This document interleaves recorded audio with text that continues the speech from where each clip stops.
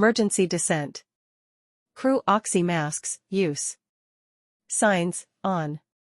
Emergency descent, initiate. If auto thrust not active, thrust levers, idle. Speed brake, full. When descent established, speed, max/appropriate. If structural damage suspected, maneuver with care. Consider landing gear extension. Engine mode selector, ignition. ATC, notify. Notify ATC of the nature of the emergency, and state intention. The flight crew can communicate with the ATC using voice, or CPDLC when the voice contact cannot be established or has poor quality. Emergency descent, PA announce. The flight crew must inform the cabin of emergency descent on the PA system. ATC XPDR 7700, consider. Squawk 7700 unless otherwise specified by ATC. Crew oxygen masks dilution, normal. To save oxygen, set the oxygen diluter selector to the N position. If the oxygen diluter selector remains set to 100%, oxygen quantity may be insufficient to cover the entire emergency descent profile. Ensure that crew communication is established with oxygen masks. Avoid the continuous use of the interphone to minimize interference with the breathing noise in the oxygen mask. Maximum flight level, 100/MEA MORA.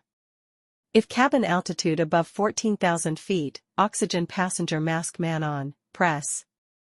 This action confirms that the passenger oxygen masks are released.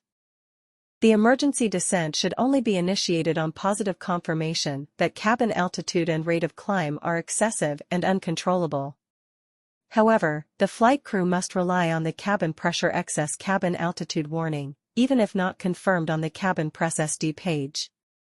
The cabin press excess cabin altitude warning can be triggered by a cabin pressure sensor, different from the one used to control the pressure and display the cabin altitude on the SD. The flight crew should perform the actions of the emergency descent in 2 steps. First step, apply the memory items. Second step, perform the read and do procedure, ECOM or QRH. During the first step, the PM should focus on monitoring the FMA to ensure that the PF had correctly established the aircraft in descent. During the second step, the PF should refine the settings. To initiate the emergency descent, the use of autopilot (AP) and auto thrust is highly recommended. At high flight levels, the flight crew should extend the speed brakes while monitoring the VLS. This is in order to avoid the activation of the angle of attack protection, which may result in the retraction of the speed brakes and an AP disconnection. Note, when in idle thrust, high speed and with speed brake extended, the rate of descent is approximately 7,000 feet per minute. To descend from FL390 to FL100, it takes approximately 4 minutes and 40 nm.